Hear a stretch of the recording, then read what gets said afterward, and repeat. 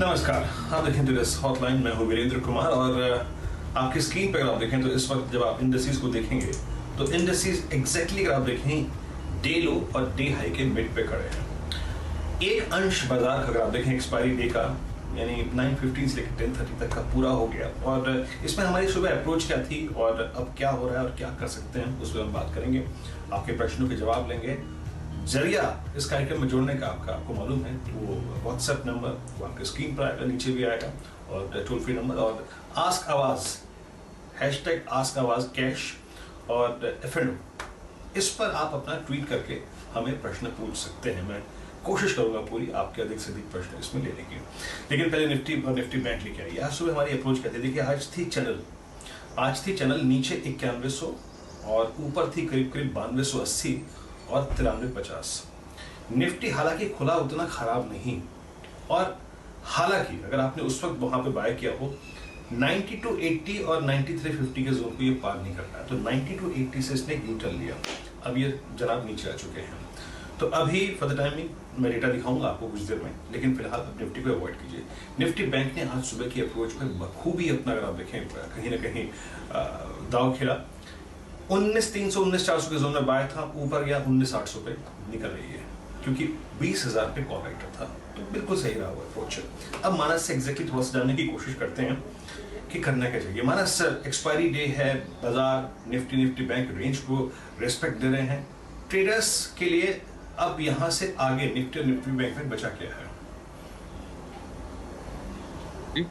देखिए ये तो सही है कि पिछले 3 दिनों का अगर आप सेशन देखिए तो निफ्टी एक रेंज में ट्रेड कर रहा है, पर सबसे इंपॉर्टेंट ये है कि हायर लेवल पे निफ्टी में लगातार सेलिंग प्रेशर देखने को मिल रहा है और शायद इसी वजह से आपको अगर आप इंटरडे चार्ट देखेंगे तो वहां पर जो रेजिस्टेंस है वो धीमे धीमे आपको लोअर साइड पे देखने को मिल रहा है।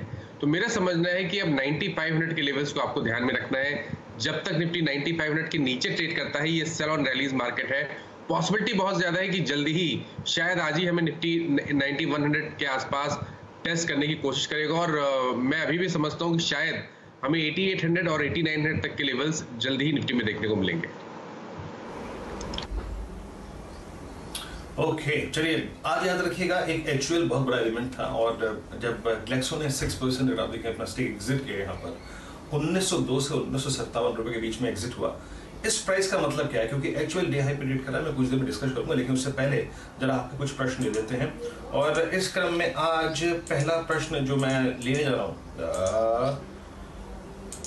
ये है हमारे साथ अपना प्रश्न पूछने के लिए रोहित है। रोहित जी गुड मॉर्निंग, प्रश्न पूछिए अपना। ओके, इनसे शायद संपर्क नहीं हो पाया, तो रोहित जी का प्रश्न लेता हूँ। कॉनकॉर के 400 की कॉल है, परचेज्ड एट 9। ओके, डेरिवेटिव्स का क्वेश्चन है इनका। कॉनकॉर, एक बार जरा कॉनकॉर का चार्ट लेके आइए। रोहित जी ने इसकी कॉल ली है और कॉनकॉर स्पॉट को देखता हूँ पहले। 355 पे ट्रेड करता हुआ ये इस वक्त और आपने ली है 400 की कॉल। तो पहली चीज तो है कि आप काफी ऊपर चले गए हैं। अब ये स्ट्रक्चर ठीक है, 2 दिन से अच्छा कर रहा है। मानस जरा प्लीज इनके ऑप्शन के स्टैट्स लिखे आइएगा, क्या प्राइस को दिया और क्या ट्रेड कर रहा है अभी। मानस ये चार्ट हालांकि किसी भी एक अच्छे और 2 अच्छे दिन में ये 400 रुपए पे आ सकता है, इसमें कोई बहुत डिफिकल्टी लग नहीं रही। क्या इस ऑप्शन को होल्ड करेंगे? बीरेंद्र जी आप बिल्कुल सही कह रहे हैं कि 400 रुपए तो पॉसिबल है कॉनकॉर की वो लेवल्स टेस्ट करे, बट उसके ऊपर निकलना शायद कॉनकॉर के लिए मुश्किल होगा क्योंकि वहां पर काफी स्ट्रॉन्ग रेजिस्टेंस दिखता है। तो मेरी राय में फिलहाल के लिए होल्ड करें। अब कोई उछाल मिले 380 और 390 की रेंज में तो वहां पर कॉनकॉर से निकल जाए। ऑप्शन पोजीशन जो आपकी इनकी कॉल ऑप्शन खड़ी है वो एक बार एग्जिट कर ले और एक चीज ध्यान रखें 340 ये स्तर को ध्यान रखें, इसके नीचे का स्टॉप लॉस जरूर रखें। इसके नीचे अगर स्टॉक फिसल जाए तो अपनी कॉल की पोजीशन से एग्जिट कर जाए।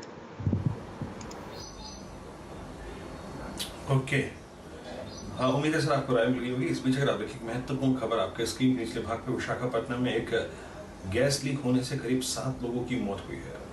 ये बड़ा अगर आप देखें दुखद घटना है। यहाँ पे विशाखापट्टनम में ये घटना घटी है, गैस लीक होने से करीब 7 लोगों की मौत है। इस संदर्भ में और कुछ जानकारी होगी तो आपको मुहैया कराया जाएगा, लेकिन फॉर द टाइमिंग सर आपके लिए कौन पर राय जो है आपको उम्मीद है मिल चुकी होगी।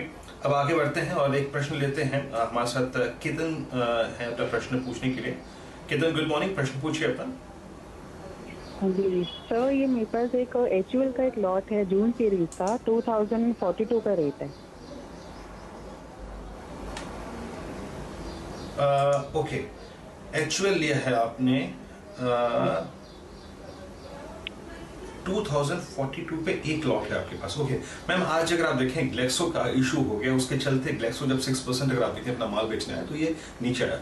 ग्लेक्सो का चार्ट है क्या? चलिए अब ग्लेक्सो का डिस्कशन कर ही लेते हैं यहीं पर ही।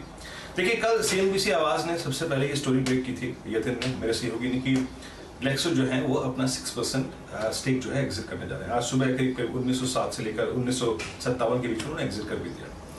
चार्ट लेके आइए डायरेक्टर साहब प्लीज। 2042 पे मैडम की बाइंग है। डायरेक्टर साहब एक बार प्लीज वो चार्ट दिखाइएगा जो मैंने सुबह एग्जैक्टली भेजा था आज, और सुबह आज इनफैक्ट हेमंत और शैली ने डिस्कस भी किया था। मैम ऑल दो आप ये डेरिवेटिव्स में लेकर बैठी हैं, लेकिन एज ए इन्वेस्टर आपको घबराने की जरूरत नहीं है। प्लीज वो चार्ट लेके आइए। देखिए ग्लेक्सो जब एचयूएल में आए थे, जब ये स्टेक उनके पास था, वो कोई स्ट्रेटेजिकली नहीं आए थे। उन्होंने कहा था कि हम हैं बॉस, लेकिन एक दिन हम निकलेंगे, हमारा बहुत लंबे समय तक यहाँ पर टिकने का कोई, अगर आप देखें, इरादा नहीं है। अब आप चार्ट लेके आइए। मैं आपको 2018, 19, 20 मतलब 2020 का एक चार्ट दिखाता हूँ। आज का लो, कल का लो, इसका एग्जैक्टली इसका 200 डे एक्सपोनेंशियल मूविंग एवरेज है। सर प्लीज एचयूएल का वो चार्ट लेके आइए। 200 डे मास से ये जब भी चलता है, ये जब भी चलता है करीब करीब 10, 15, 20 और इवन 25% पुल बैक देता है। तो याद रखिए आप एक अच्छे प्राइस पर बैठे हैं, कोई बहुत रिस्की नहीं है। वो चार्ट लेके आएंगे तो प्लीज अगर आप देखें वो दिखाइएगा। मानस कैसे अप्रोच करेंगे आप इस ट्रेड को? आई मीन इनकी कोई गलती नहीं है, ये एक बहुत अच्छा, ये देखिए मैं आपको इनफैक्ट ये चार्ट इसलिए दिखा रहा था, इसकी इंपॉर्टेंस है। याद रखिए इसमें क्या है, मैं आपको दिखाता हूँ। ये 2018 में पहला डिप था, वहां से 488 रुपए का पुल बैक। अक्टूबर 2018 का 365 रुपए का पुल बैक। मई 2019 में 180 रुपए का पुल बैक। जुलाई 2019 में लगभग 200 रुपए का पुल बैक। जनवरी 2020 में 400 रुपए का पुल बैक, और मार्च के फॉल के बाद 700 रुपए का पुल बैक। तो it's a typical investor stock, and whenever it falls to 200 DEMA it gives a nice buying opportunity, अच्छी बाइंग की अपॉर्चुनिटी देता है, वहां से पुल बैक पीछे देता है। मानस, कल ये सीएनबीसी आवाज ने खबर ग्रैब की थी, और अब ग्लेक्सो एग्जिट कर चुके हैं, एक चरण पूरा हो चुका है सेलिंग का। यहाँ पे आप कैसे अप्रोच करेंगे? और मैन का ट्रेड है 2042 पे, फ्यूचर का ट्रेड कैसे अप्रोच करेंगे आप इस ट्रेड को? देखिए आपका स्टडी बिल्कुल सही है बीरेन जी की, लगातार काफी समय से हम देख रहे हैं कि एचयूएल जब भी 200 डे मूविंग एवरेज के आसपास आता है तो वहां पर बाइंग इंटरेस्ट देखने को मिलता है। और इस करेक्शन में भी 200 day moving average, exponential moving average की अगर आप बात कर रहे हैं तो उसके नीचे थोड़ा सा फिसला जरूर है, बट फिर भी 1800 एक स्ट्रॉन्ग सपोर्ट चार्ट्स पे दिखता है। तो मेरी राय में 1800 रुपए का स्टॉप लॉस रखे, बने रहे, और आने वाले 2 से 3 दिन बहुत इंपॉर्टेंट है। अगर 200 डे मूविंग एवरेज के नीचे सस्टेन करता है तब आपको जरूर कॉशियस रहने की जरूरत है, लेकिन अगर ये 200 डे मूविंग एवरेज के ऊपर निकल जाता है तो शायद हमें वापस 2500 से लेकर 2600 तक के स्तर देखने को मिलेंगे। तो मेरी राय में 1800 के स्टॉप लॉस से होल्ड करना चाहिए एचयूएल।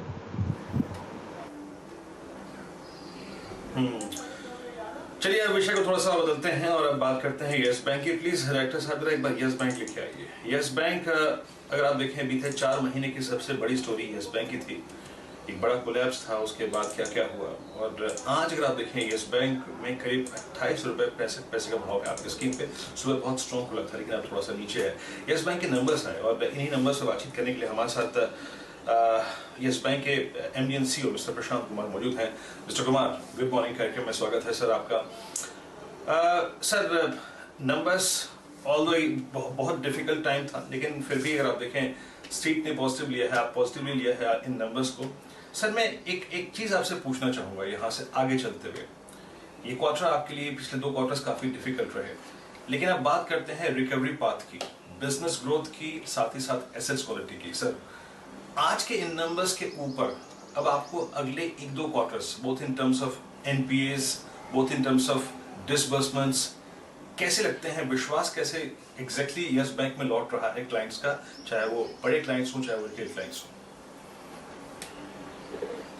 तो देखिए, अगर आप देखें तो हमने जब 74% का प्रोविजन कवरेज करने के बाद अपनी जो बैलेंस शीट है उसको, जो हमारा पुराने एनपीए है, उससे पूरी तरह इंसुलेट कर दिया है। अब आगे वाले समय में जिस तरह आप देख रहे हैं कि बहुत सारा कोविड का इम्पैक्ट होने वाला है या इकोनॉमिक स्लो डाउन है, उसकी वजह से जो इसका इम्पैक्ट आएगा वो सिर्फ आगे वाले समय में आएगा, पुराने उसमें कहीं कोई हमें इशू नहीं है।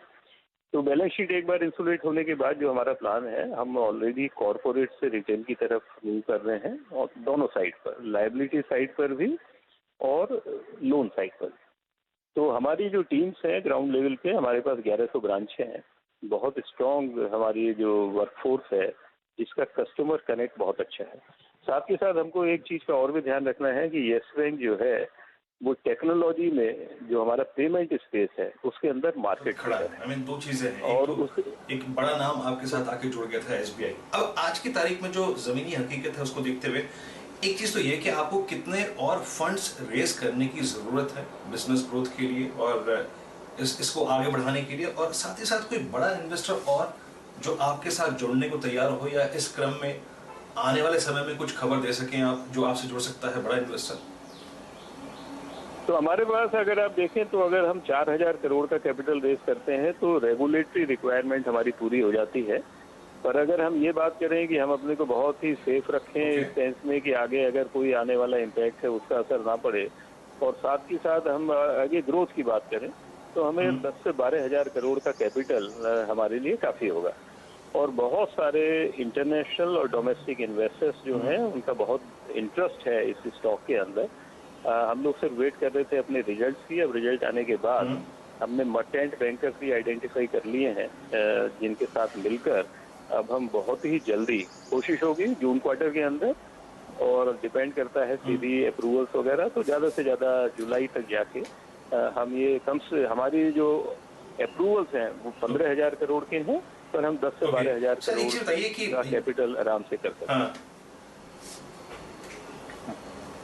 ओके सर, ये लॉकडाउन के दौरान इनफैक्ट मैं ये पूछना चाहूँगा आज की तारीख में अब तक कितने आपके कस्टमर्स ने जो मोरेटोरियम है उसके लिए चुनाव किया है, ऑप्ट किया है, कुछ बताएंगे इस बारे में?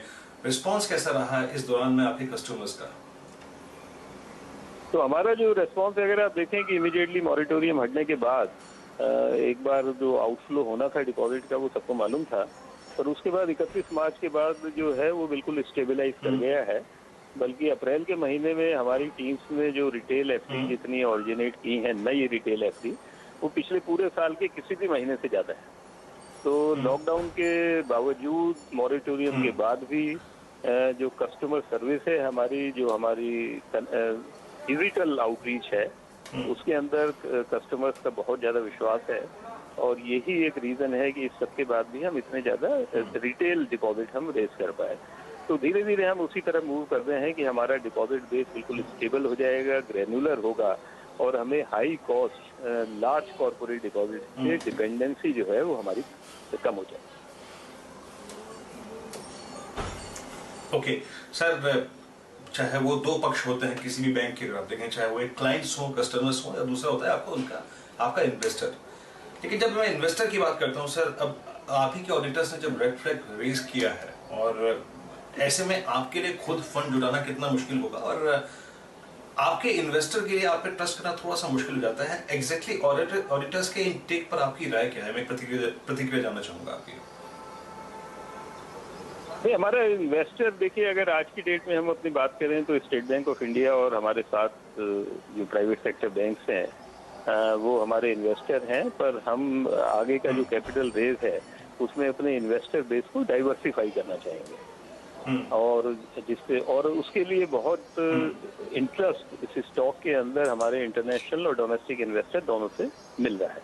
पर जो हमारे एग्जिस्टिंग इन्वेस्टर हैं उनके साथ, क्योंकि हमारे बहुत बड़े इंपॉर्टेंट स्टेक होल्डर हैं, तो उनके साथ हम कंटिन्यूस डायलॉग में रहते हैं। बोर्ड की जो हमारी गवर्नेंस है, बोर्ड की गाइडेंस है, उसके साथ अपने इन्वेस्टर्स के साथ आगे मिलते हुए, ये आप देखें एक बहुत ही यूनिक एक्सपेरिमेंट हुआ है जिसमें भारत सरकार, रिजर्व बैंक ऑफ इंडिया और पब्लिक और प्राइवेट सेक्टर बैंक्स सब आपस में मिलके एक इतने बड़े फाइनेंशियल इंस्टीट्यूशन को ना केवल बचाया गया है, इतने बड़े डिपॉजिटर बेस का ध्यान रखा गया है, पर आगे आने वाले समय में एक बहुत ही स्ट्रॉन्ग प्राइवेट सेक्टर बैंक निकल के आने वाला है।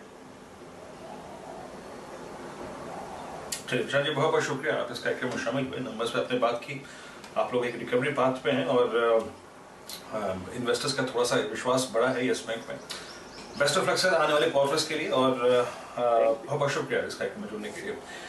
निफ्टी को देखते हैं एक बार। निफ्टी अगर आप देखें ऊपर से स्लिप हुआ है और थोड़ा सा नीचे आया है। निफ्टी बैंक करीब 19,474 के स्तर पर ट्रेड करता हुआ और कुछ दर्शकों के प्रश्न और लेते हैं और इस क्रम में एक प्रश्न लेते हैं। अभी लास्ट प्रश्न हमने जो लिया था वो था एचयूएल पे। एचयूएल के बाद अब हमारे साथ सुधीर है अपना प्रश्न पूछने के लिए रेवाड़ी से। सुधीर गुड मॉर्निंग, प्रश्न पूछिए अपना। ओके, मैं इनका प्रश्न लेता हूँ। गेल का एक लॉट है इनके पास 90 की पुट का ₹4.45 पे। ओके गेल, कैसे अप्रोच करेंगे आप इस स्टॉक को मानस? गेल बहुत अगर आप देखें एनकरेजिंग चार्ट नहीं था हिस्टोरिकली। अगर आप देखें बीते कुछ समय में बहुत अच्छा नहीं रहा, लेकिन 93 के प्राइस पर आप कैसे रीड कर रहे हैं जो पुल बैक आया? अगर आप देखें करीब 65 से इसने पुल बैक दिया, 65 से 75, 85, 95। अब इन्होंने क्या करा है कि 90 की पुट पकड़ी है। दैट मींस इन्होंने एक कॉन्ट्रा कॉल लिया कि नहीं अब ये यहाँ से रिवर्स हो जाएगा। यहाँ से रिवर्स होने के संकेत गेल दे रहा है क्या? और ऐसे में क्या ये पुट होल्ड करनी चाहिए? देखिए ग्रेजुअली तो स्टॉक रिकवर कर रहा है। Higher tops higher bottom stock ने बनाना शुरू कर दिया है। 50-डे मूविंग एवरेज के ऊपर निकल गया और कैंडलस्टिक चार्ट्स पे तो कोई भी रिवर्सल के साइन नहीं है। तो मेरी राय में तो कभी भी मौका मिले तो 90 के पुट ऑप्शन से निकल जाए, क्योंकि उम्मीद मैं करता हूं कि शायद 105 तक के लेवल्स जल्दी ही गैस अथॉरिटी में देखने को मिलेंगे। ओके अच्छा, इस बीच में एक स्टॉक लेके आना चाहूंगा। देखिए पूरा का पूरा ऑटो स्पेस इस पर बहुत स्ट्रॉन्ग है। आज मैं अभी एक एफएनओ की समरी देख रहा था। उस एफएनओ की समरी देखते देखते मेरे पे एक नजर पड़ी। प्लीज डायरेक्टर साहब एक बार आप चार्ट लेके आइएगा एस्कॉर्ट्स का पूरा। और कल मैंने टीवीएस की बात की थी, टीवीएस डे हाई पे बंद हुआ था। एक बार मानस जरा एस्कॉर्ट्स को देखिएगा। मैं ब्रेकआउट्स की बात कर रहा हूँ कुछ। एस्कॉर्ट्स में आज 20% ओआई बिल्डअप, ये नॉर्मल से ज्यादा है मानस। करीब 3,48,21,37 का आउटस्टैंडिंग ओआई और मैं देख रहा हूँ कि इसकी जो 740 की कॉल है मानस उसमें बहुत स्ट्रॉन्ग बाइंग है, करीब 36,000। और इवन 800 की कॉल में आज 15,000 शेयर जुड़े हैं और प्रीमियम बड़ा है मानस। क्या कोई बड़ा ब्रेकआउट इस स्टॉक में देख रहे हैं आप? और ऐसे में अगर फ्यूचर लेना हो तो राय क्या हो, ऑप्शन लेना हो तो 740 की कॉल पे टेक क्या होगा? क्या मानस इस सीरीज में ये 784 या फिर 400 तक जा सकता है क्या, ये 800 तक? बीरेन जी देखिए पिछले 2 से 3 दिनों में अगर आप देखिए तो ऑटो स्टॉक्स में थोड़ा इंटरेस्ट देखने को मिला है। काफी स्टॉक्स ने ब्रेकआउट्स बनाए हैं और एस्कॉर्ट्स ने ऑलरेडी 200-डे मूविंग एवरेज पे 2 दिन पहले ही सपोर्ट लिया है। पिछले 2 दिन से बाइंग इंटरेस्ट देखने को मिल रहा है। आज बेहतर वॉल्यूम देखने को मिले हैं, तो आप बिल्कुल उम्मीद कर सकते हैं कि 790 तक के लेवल जल्दी ही देखने को मिलेंगे एस्कॉर्ट्स में। तो मेरी राय में तो ये यहाँ पर खरीदारी के मौके हैं और आपको स्टॉप लॉस 719 के नीचे लगाना है। 719 का स्टॉप लॉस रहेगा, याद रखिएगा। स्कॉट्स पे नजर रखिएगा। आज डेरिवेटिव समरी जो मैं दिखा था ना उसमें ओआई गेनर है। क्या गजब का ओआई एडिशन हुआ है। ओआई एडिशन बहुत एक बड़ी चीज होती है, याद रखिएगा इंट्राडे बेसिस पे। अच्छा एक प्रश्न और लेते हैं। अभी ब्रेकआउट की बात होगी, कुछ और दिखाई देगा तो बात करेंगे, लेकिन सुभाष है बेंगलुरु से अपना प्रश्न पूछने के लिए। और सुभाष है क्या या फिर प्रश्न ले लें इनका? Morning sir. सुभाष प्रश्न पूछिए अपना प्लीज। या मॉर्निंग। यस सर, ये गुड मॉर्निंग सर। आज मैंने एचयूएल बाय किया था 2 lot for 1960 call at the price of 82. So what should I do? Like should I hold or like just I wanted to know कि आज तो बहुत down पे था, तो क्या मैं उस पे बहुत ज्यादा प्रॉफिट बना सकता हूँ या सेल कर दूँ? और एक दूसरा और प्रश्न है, दूसरा है कोटक महिंद्रा बैंक। वो आज ट्रेड अभी तक समझा नहीं सर मैं। सर आपका एक्चुअल में आपने क्या लिया है? कॉल लिया है आपने? जी कॉल लिया है। कौन सी स्ट्राइक? 1960 का एट द रेट ऑफ 82। कितना लॉट लिया था आपने? जी ओके अच्छा एक सेकंड सर ठीक है, मैं एक जरा देख लूँ आपका। 1960 का कॉल ऑप्शन लिया है आपने 82, 10 रुपए आपको मिल रहे हैं। प्लीज ACMP लिखा ये इस कॉल ऑप्शन का। अब मैं जरा इंट्राडे बेसिस पे एचयूएल को डिस्कस कर लेता हूँ।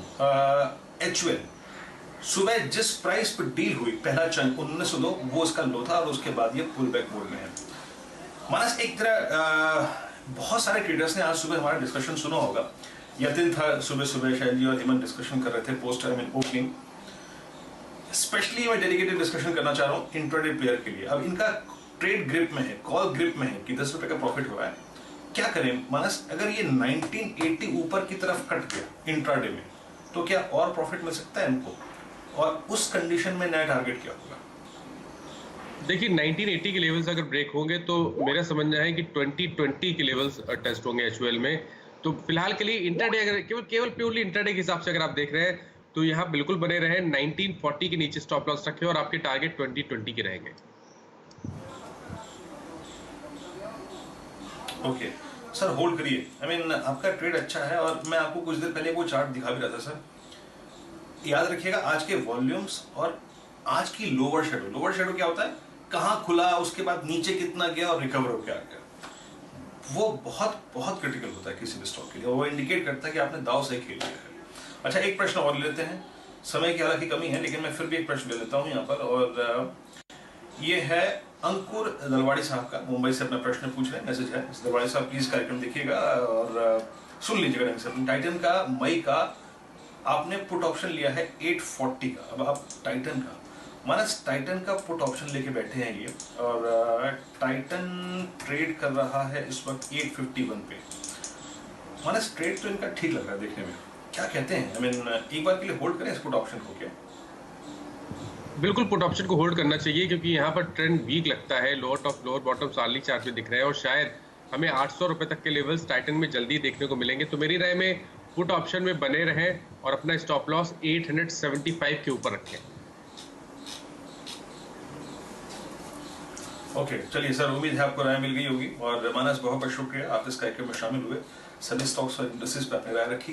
इंडेक्स एक बार डायरेक्टर साहब फिर लेके आएगी। याद रखिए सुबह एक ट्रेड इंडेक्स दे चुका है, इस बात से भी याद रखिएगा अपने जहन में कि आज एक्सपायरी है। तो अब जब हम बात करेंगे इंडेक्स के बारे में तो बात करेंगे कि एक्सपायरी रिलेटेड जो इंडेक्स पे मूव आएगा वो कैसा हो सकता है, उसके लिए क्या करना चाहिए, वो डिस्कशन हम करेंगे 12 बजे फ्यूचर एक्सप्रेस में। और एक ऑप्शन ट्रेड लेके आएंगे एचयूएल, ये एस्कॉर्ट्स की वो कॉल जो है वो अब करीब करीब 46 पे ट्रेड कर रही है।